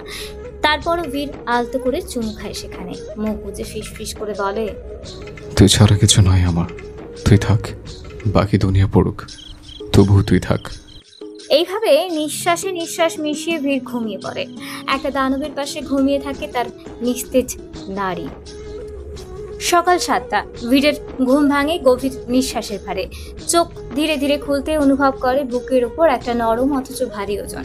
বীরের কপালে ভাঁজ পড়ে, আস্তে আস্তে চোখ মেলে তাকায় সে। তার বুকের উপরে গুটিসুটি মেরে শুয়ে আছে এক রমণী, বন্দিনী, তার বন্দিনী। এলোমেলো চুল ছড়ানো, চোখ বন্ধ, ঠোঁট ফাঁকা, নিঃশ্বাস স্থির। ঘুমের মধ্যেও নজর কাড়ে এই মেয়ে। এই মেয়ের রূপেই তো প্রথম দেখায় উন্মাদ হয়েছে সে। ছোটখাটো আদলের এই মেয়ে কি জাদু জানে? এটাই সে ভেবে পায় না। বীর তার গলার পাশে ঠোঁট ছুঁয়ে চোখ বন্ধ করে ফিস ফিস করে পড়ে, তুই শুধু শ্বাস নিচ্ছিস আর আমার বুক পড়ছে। তারপর ধীরে ধীরে আঙুল চালিয়ে বীর চুলগুলো ঠিক করে দেয়। ঠিক করতে গিয়ে আরো এলোমেলো করে ফেলে, একটা করে চুল সরিয়ে গালে ছুঁয়ে আবারও সরায়। এত কোমল স্পর্শ যেন খরগোশের গায়ে হাত রাখছে, মাখনের মতো নরম। একটু জোরে ধরলেই লাল দাগ পড়ে যায়। কিন্তু আফসোস, একদিনই এই মেয়ের শরীরে তার দেওয়া অজস্র দাগ। বীরের চোখ যায় ঈশায়ার গলা থেকে শুরু করে বুক পর্যন্ত দাগগুলোর দিকে। হাত বাড়িয়ে ছুতে গিয়েই বীরের টনক নড়ে। কি করছে সে? ঈশায়াকে ধীরে শুয়ে দেয় বালিশে, মুখের দিকে একবার তাকায়, তারপর উঠে দাঁড়ায়। যেতে হবে তার, সবাই অপেক্ষা করছে তার জন্য। বীর ওয়াশরুমে চলে যায় শাওয়ার নিতে। শাওয়ারের পানি পড়ে তার তামাটে ত্বকে। ডান কাঁধ থেকে নেমে আসা ড্রাগন ট্যাটুটা জলজল করছে পানির স্পর্শে। শরীরে ক্ষতের অভাব নেই, এগুলো তার বিজয়ের চিহ্ন, এক একটা জয়ের স্মৃতি। বীর লম্বা একটা শাওয়ার নিয়ে কোমরে তোয়ালে পেঁচিয়ে বেরিয়ে আসে। ক্লজেটের দরজা খোলে, সামনে ঝুলছে কালো কালো স্যুট। বীরের বেশিরভাগ জামা কাপড় ব্ল্যাক, মিলিটারি স্টাইল ব্লেজার, কালো হাইবোর্স, ব্যালিস্টিক প্রোটেক্টর। সে হাত বাড়িয়ে নেয় কালো screen fitted shirt, black combat fit jacket, ভিতরে বুলেট প্রুফ লেয়ার, কালো প্যান্ট, কোমরের দুই পাশে ভার্তা M9, পিঠে HKMPL5 ঝোলানো। ফোন নিয়ে ডিয়েগোকে কিছু বলে, 2-3 সেকেন্ডের মধ্যে আবারও ফোনটা রেখে দেয়। বীরের জন্য আসে ধোয়া ওঠা ব্ল্যাক কফি। মারিয়া এগিয়ে দেয় বীরকে। বীর চেয়ারে বসে, সোফায় পা ঝুলিয়ে, চোখে ঠান্ডা আগুন, ঠোঁটে পাথরের নিস্তব্ধতা। ভোরের আলো জানালায় হালকা ঝলকে পড়ছে। বীর ঠান্ডা মুখে এক চুমুক কফি নেয়, চোখে গভীর চিন্তা, ঠোঁটে ক্ষীণ কঠোরতা। বীর টেবিলের পাশে দাঁড়িয়ে থাকা মারিয়া এলেনাকে বলে, Call every guard assigned for her. I want them in front of me now. মারিয়া ঝুঁকে সম্মান জানিয়ে মাথা নত করে বেরিয়ে যায়। মুহূর্ত খানেকের মধ্যেই দরজার ওপাশে ভয়ের নিঃশব্দ ভঙ্গি নিয়ে দাঁড়ায় কয়েকজন গার্ড। ও ইউনিফর্মে, চোখে ভয়। মাফিয়া বসের সম্মুখীন হতেই সবাই ভয় পায়। তারা বীরের সামনে দাঁড়ায়। 1 সেকেন্ডের জন্য সবার নিঃশ্বাস পর্যন্ত থেমে থাকে। এই ভয়, তারা কি আবারও কোনো ভুল করলো? এখানে যে ভুলের শাস্তি একমাত্র মৃত্যু। বীর ধীরে উঠে দাঁড়ায়, তার চোখে এক দৃষ্টিতে ছুঁয়ে ফেলে সকলকে। তার কণ্ঠ নিচু কিন্তু ধারালো। আমি চলে যাচ্ছি। আমি না থাকা অবস্থায় প্রাসাদের একটা নিয়মের জন্য ভাঙা না হয়, একটিও না। কোনো কিছুর হেরফের চলবে না। বীর ধীরে ঘুরে দাঁড়ায়, তার ঠোঁট শক্ত, চোখে ক্ষিপ্ততা। চোখ তুলে তাকায় ঘরের মধ্যখানে, যেখানে আলো ছায়ার অর্ধেক মুখ ঢাকা নিঃসার হয়ে শুয়ে আছে ইশায়া। তার চোখে কঠিন কিছু নেই এই মুহূর্তে, শুধু কিছু না বলা ক্লান্তি, মুখ জুড়ে বেদনার ছাপ স্পষ্ট। গার্ডদের দিকে ফিরে হিমশীতল কণ্ঠে আবার বলে, ওকে দেখে রাখবে, ওর যেন কোনো কিছুর কমতি না হয়। কোনো জিনিস প্রয়োজন হওয়ার আগে ওর পায়ের সামনে এনে হাজির করবে। ওর পায়ের নখ থেকে মাথার চুল পর্যন্ত যদি একটা আঁচড়ও পড়ে, তোমাদের একজনও বাঁচবে না। আমি তোমাদের টুকরো টুকরো করে আমার কুকুরগুলোকে খাওয়াবো। বীরের ঠান্ডা হুমকি, সবাই জড়সড় হয়ে দাঁড়িয়ে আছে। তারপর আরেকবার ধীরে বলে, ওর উপর নজর রাখবে সব সময়, এমনভাবে যেন সে নিজের কোনো ক্ষতি না করতে পারে। হিল হার ফাস্ট। বীর উঠে দাঁড়ায়, ধীরে এক পলক তাকায় ইশায়ার দিকে। তার চোখে ঝলকে ওঠে না বলা অনেক কিছু রাগ, আকর্ষণ আর ভয়ানক এক মায়া। তবুও সে কিছু বলে না, শুধু একটা নিঃশব্দ চেয়ে থাকা। আর তারপর সোজা ঘুরে দরজার বাইরে বেরিয়ে যায়। Matias, Diego, Nico, Santiago, Enrico, Carlos, Javier সবাই সশস্ত্র প্রস্তুত। হাজারো গার্ড দাঁড়িয়ে, পিছনে দাঁড়িয়ে আটা গাড়ির কনভয়, উপরে ড্রোন, হেলিকপ্টার প্রস্তুত। বীর আসে ধীরে ধীরে, চোখে গগলস, কোমরে অস্ত্র। ডিয়েগো ফাইল বাড়িয়ে দেয়, একজন এসে দরজা খুলে দেয়। বীর উঠে বসে, এগিয়ে যায় সে তার রাজত্ব বাড়ানোর পথে। বাংলাদেশ, সকালবেলা। ঢাকার কড়া রোদের আলোয় ঘুম ভাঙে বাড়ির সবার, কিন্তু সেই আলো যেন আর আগের মতো উজ্জ্বল নয়। ইশায়ের মা শাইমা রহমান ডাইনিং টেবিলে নাস্তা পরিবেশন করছেন। হালকা রঙের শাড়ি, চোখে ঘুম না ভাঙা ক্লান্তি, তবুও হাত থেমে নেই। জীবন্ত কারোর জন্য থামে না। সবার প্লেটে খাবার করেছে, কিন্তু কারোর মনোযোগ সেদিকে নেই। হঠাৎ করে আসা একটা ঝড় ওদের সবার জীবনটাকে এলোমেলো করে দিয়েছে। কই, এখন বাড়িতে বিয়ের আমেজে পরিপূর্ণ থাকার কথা, আর কোথায় একসাথে দুটো মেয়ে হারানোর কষ্ট। জান্নাতের শরীরটাও ইদানিং ভালো যায় না, চোখে ক্লান্তি, চুপচাপ বসে আছে। সাফার বাবা মা ও চট্টগ্রামে শিফট হয়ে গেছে। এই শহরের আনাচে কানাচে তাদের একমাত্র মেয়ের স্মৃতি, এখানে তারা থাকতে পারবে না। সবাই আটকানোর অনেক চেষ্টা করছে, কিন্তু কামরুল আহমেদ ট্রান্সফার নিয়ে চলে যান। একটু পর ওপর থেকে ধীরে ধীরে সিঁড়ি বেয়ে নিচে নামে আকিয়ান।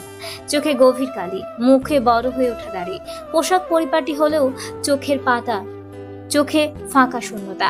একসময় যেই ছেলেরা প্রাণবন্ত ছিল, আজ তার মুখে স্থবিরতা, হাসি নেই। সাফার মৃত্যুর পর থেকেই সে যেন একটা মৃত আত্মা বয়ে বেড়াচ্ছে। আদ্রিয়ানকে চুপচাপ বেরিয়ে যেতে দেখে সাইমা রহমান ডাকে, আদ্রিয়ান, নাস্তা করে যা বাবা। আদ্রিয়ান মাথা নাড়ে, বলে, ক্ষুধা নেই বা, অফিসের দেরি হয়ে যাচ্ছে। তার কণ্ঠে আগের মতো উজ্জ্বলতা নেই, ভেতরে যেন একটা কুয়াশা গিলে ফেলেছে সব। সবাই চুপ করে থাকে। তাকে চলে যেতে দেখে ইশায়ার মা চোখের পানি আটকে রেখে বলে ওঠেন, তোরা তো চলে গেলি, সাথে করে আমার ছেলেটার জীবনের সব সুখ নিয়ে গেলি। তার কণ্ঠ ভারী, ভিতর থেকে বেরিয়ে আসে দীর্ঘশ্বাস। বেলা করেই ঘুম ভাঙে ইশায়ার। চোখ মেলে তাকাতে সময় লাগে কিছুক্ষণ। তার মাথাটা ভার হয়ে আছে, মনে হচ্ছে যেন ঘুম থেকে নয়, একটা দুঃস্বপ্ন থেকে উঠেছে। উঠে নিজের দিকে তাকাতেই বিছানার চাদরটা গায়ে জড়িয়ে নেয়।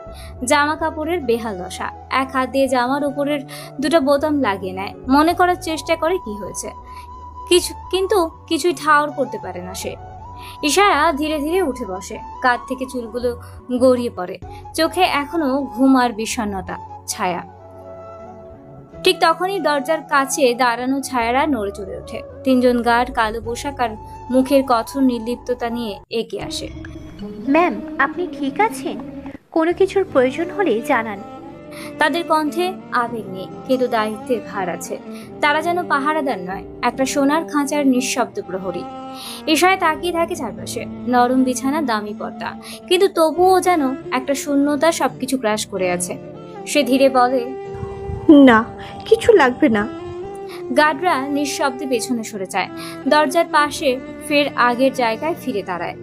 বাইরে পাখিরা ডাকছে, কিন্তু এই ঘরটা এখনো শব্দহীন। ইশায়া ধীরে ধীরে ওঠে, নিজেকে এক প্রকার টেনে তোলা, যাকে বলে শরীরের একরাশ ক্লান্তি। বুকের গভীরে জমে থাকা হাহাকারটা চাপা দিয়ে উঠে পড়ে। শরীরে ওই অমানুষটার স্পর্শ লেগে আছে, এটা ভাবতেই গা গুলিয়ে উঠেছে তার। রান্নাঘরের দরজা খুলে একদম নিঃশব্দে ঢুকে পড়ে। শাওয়ার অন করে নিচে বসে, ঠান্ডা জলের নিচে নিজেকে ধুয়ে ফেলতে চায়। শরীরে ওই মানুষরূপী জানোয়ারের সব স্পর্শ শরীর থেকে মুছে ফেলতে চায়। ইশায়া জোরে জোরে শরীর ডলে ডলে ঘষে, নিজে নিজে বিড়বিড়িয়ে বলে, তুমি মরে গেলে বলেই তো বেঁচে গেছো আপু, আমি বেঁচে গিয়েই তো মরে গেছি। আজ আমাকে এত অসম্মান সহ্য করতে হচ্ছে। কেন আমি সেদিন তোমার সাথে মরে গেলাম না? তুমি কেন আমাকে একা পেলে চলে গেলে? আমাকে নিলে না কেন? এখন আমি কি করব? বলেই আজাহারি করতে থাকে ইশায়া। ইশায়াকে অনেকক্ষণ দরজা খুলতে না দেখে গার্ডরা এসে এবার দরজা ধাক্কা দিতে শুরু করে। ইশায়া ওঠে, নিজেকে সামলে নেয়, কোনো মতে শেষ করে শাওয়ার শেষে গার্ডের এনে দেওয়া পোশাকটা হাতে নেয়। মেক্সিকান ঐতিহ্যবাহী ফ্যাশনের একটি 4 লেন্থ ফ্রক, যা কোমরের বেল্ট দিয়ে বাঁধা। ফ্রকটির রং হালকা গোলাপি, ঝরঝরে কাপড়ে বানানো, সূক্ষ্ম ফুলের এমব্রয়ডারি করা, হাতার প্রান্তীয় ঘাড়ের কাছে লেসের কাজ। আগে ইশায়া হলে এই জামা তাকে কেউ দিলে সে খুশিতে পাগল হয়ে যেত, কিন্তু এখন আর কিছুই তাকে ছুঁতে পারে না। অনুভূতিহীন হয়ে গেছে সে। ইশায়া ড্রেসটা পরে নেয়, তার শরীরের সাথে জড়িয়ে যেন ড্রেসটার সৌন্দর্য আরো বেড়ে গেছে, যেন সদ্য ফোটা নিষ্পাপ একটা ফুটন্ত গোলাপ। আয়নার সামনে এসে দাঁড়ায়, তারপর চুলগুলো শুকিয়ে নেয়।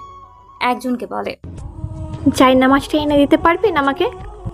চোখ নামিয়ে গার্ডকে বলতেই সে দ্রুত মারিয়া এলেনাকে খবর দেয়। কিছুক্ষণের মধ্যে মারিয়া এলেনা এসে তার হাতে একটা নতুন জায়নামাজ তুলে দেয়। ইশায়া ধীর পায়ে অজু করে নেয়, তারপর জায়নামাজ পেতে জোহরের নামাজে দাঁড়িয়ে যায়। এই 4 দেওয়ালের ভেতর এই বন্দিত্বের মাঝেও সে খুঁজে নেয় একটু শান্তি, একটু প্রশান্তি, একটু মুক্তি। ভেতরের সব কষ্ট সবকিছু উপড়ে দেয় সে মোনাজাতে, 2 হাত তুলে আল্লাহর কাছে। নামাজ শেষ করে সে জায়নামাজ ভাঁজ করতে গিয়েই দেখে একজন গার্ড তার জন্য ট্রে হাতে দাঁড়িয়ে আছে। খাওয়ার সময় হয়েছে ম্যাম, বস আপনাকে সবকিছু টাইম টু টাইম খেতে বলেছেন। তার কণ্ঠে কড়া রাশিয়ান শিষ্টাচার, কিন্তু মুখে সহানুভূতির ছাপ। ট্রেতে রাখা আছে 1 প্লেট টর্টা, মেক্সিকান স্যান্ডউইচ, ট্যামেলস আর চিলাকুয়েলেস ভার্ডেস, সব মেক্সিকোর স্থানীয় খাবার, সুস্বাদু আর রঙিন। পাশে 1 গ্লাস ফলের জুসও রাখা। ইশায়ার খুব খিদে পেয়েছে, কিন্তু কিছু খায়নি সে। এই কয়দিন যাবত তার উপর দিয়ে যে কি ঝড় গেছে সেটা সেই জানে। স্যালাইনের উপরই বেঁচে ছিল সে, খিদের জ্বালায় আর না করেনি। একটা স্যান্ডউইচ নিয়ে আস্তে আস্তে খেতে শুরু করে। নরম রুটির মাঝে ভাজা মাংস আর সবজির স্বাদ যেন মুখে গলে যায়, কিন্তু 1 কামড় খেতেই অজান্তে চোখ বেয়ে গড়িয়ে পড়ে একটা জলকণা। বাবা মাকে কবে দেখেছি শেষবার? কদিনও পেরিয়ে গেছে। তারা কেমন আছে তাকে ছাড়া? বাবার কি শরীর ভালো আছে? কে দেয় এখন তাকে নিয়ম করে ঔষধ? আমাকে তুমি আস্তে আস্তে ভুলে যাবে। বাবা মা সাপা আপু তো আর নেই। বুকের গভীর থেকে এই অদৃশ্য হাহাকার ছুটে আসে। সে কোনোভাবে পানির চুমুক দিয়ে খাবারটা গিলে নেয়। তখনই আরেকজন মহিলা গার্ড নীরবে তার দিকে ওষুধ এগিয়ে দেয়। আপনার ঔষধ ম্যাম, দয়া করে খেয়ে নিন। ইশায়া চুপচাপ তাকিয়ে থাকে ওর দিকে, মাথা নাড়ে না, কোনো শব্দ করে না। ওষুধের দিকে একবার তাকায়, তারপর চোখ ফিরিয়ে নেয়। গার্ড চুপচাপ করে দাঁড়িয়ে থাকে, কিছুক্ষণ অপেক্ষা করে, তারপর ধীরে ধীরে পেছনে সরে যায়। ইশায়া শুয়ে পড়ে এক কোণে। ঘরের আলো ফিকে, মনে হয় সময় থেমে আছে। সকাল, দুপুর না রাত কিছুই বোঝা যায় না। বীর যখন কলম্বিয়ায় পা রাখে তখন সে জানতো এই মাটি শুধু রক্তে ভেজা না, এই মাটির নিচে চাপা পড়ে আছে কোটি টাকার কোকেন, আর উপরে বসে আছে সেই সব প্রাক লর্ড যারা কাউকে ভয় করে না, শুধু ভয় পায় শক্তির। আর আজ সেই শক্তির নতুন নাম হবে বীর আলভারেজ। বীর এসেছিল তার উদ্দেশ্য হাসিল করতে, কিন্তু সেটা এত সহজের হওয়ার না। এজন্যই তাকে দিনের পর দিন, মাসের পর মাস অপেক্ষা করতে হয়। এটা তার অনেক দিনের স্বপ্ন, অনেক মাসের পরিকল্পনা, অনেক সময় ইনভেস্ট করেছে বীর এই প্রজেক্টে। কিন্তু অন্য সব মিশন বীর সহজভাবে নিলেও এটাই তাকে অনেক বাধার সম্মুখীন হতে হয়। এর কারণ ছিল বীরের অন্যমনস্কতা। সে কিছু নিয়ে খুব ডিস্টার্ব ছিল, আর এই জন্যই সে হুটহাট রেগে যায়, কাজগুলো এলোমেলো হয়। এর ফলে অনেক বড় একটা কাহিনী ঘটে যায়। বীরের অনেক সৈনিক মারা পড়ে। নিকো বীরের এই পরিবর্তনগুলো ভালোভাবেই লক্ষ্য করেছে। বীর নিজের সব ভাবনা মাথা থেকে ঝেড়ে ফেলে কাজে মনোযোগ দেয়, কিন্তু দিন শেষে ঘুরে ফিরে তার মস্তিষ্ক জুড়ে চলতে থাকে ওই রমণী। সেদিন তার চোখে সেই চেহারা। বীর এই কাজ শেষ না করে ফিরতেও পারবে না, তাই দ্রুত সবকিছু করার জন্য প্রস্তুতি নেয়। প্রথমে সে কলম্বিয়ার 3টি প্রধান কোকেন প্রোডাকশন জোন, পুটুমায়ো, নারিনো এবং নর্থ ডেল ভ্যালি, এই জায়গাগুলোর উপর নজর দেয়। প্রতিটি জায়গা এক একটা ড্রাগ লর্ডের নিয়ন্ত্রণে। এদের নাম বললে সিআইএও চুপ করে যায়। বীর জানে প্রথমে তাদের তথ্য চাই, পরে তাদের মাথা।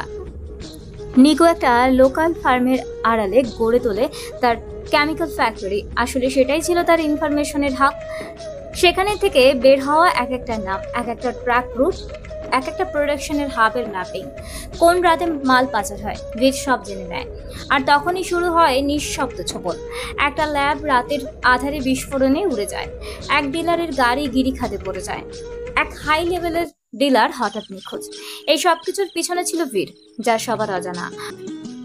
আগুন দিয়ে আগুন নেভানো। পুরনো কোকেন বসদের মধ্যে বিভেদ ছড়াতে থাকে বীর। এক দলকে সে বলে আরেক দল তার বিরুদ্ধে ষড়যন্ত্র করছে।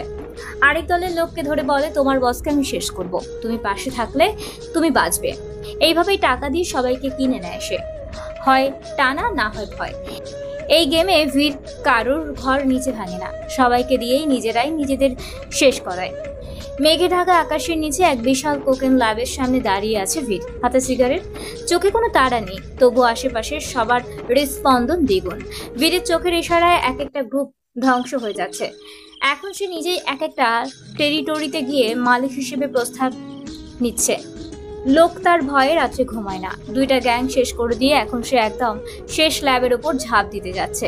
তার সামনে দাঁড়িয়ে থাকা এক চাষি মাথা নিচু করে ফিসফিসিয়ে বলে, আমরা আপনার লোক, এখন থেকে শুধু আপনার প্রোটেকশনই করব।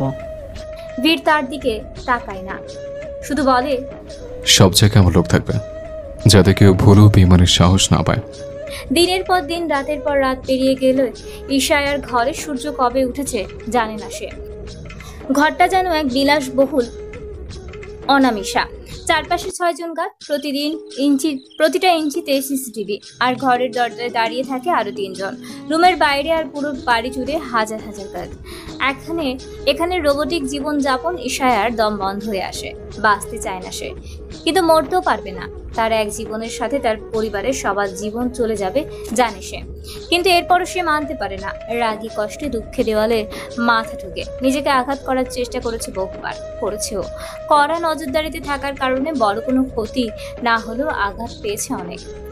এখানে শুধু মারিয়া এলে না, একটু মানবিক, যিনি খাবার আনেন সবসময়, ওষুধ আনেন, কখনো কখনো কথা বলেন, ঈশায়াকে বোঝানোর চেষ্টা করেন। আর ঈশায়া জীবন বন্দির মতন চলতে থাকে। রুম থেকে বের হওয়ার পারমিশন নেই তার, একটা মুহূর্ত একা থাকতে পারে না। সবসময় চারপাশে লোকজন থাকেই।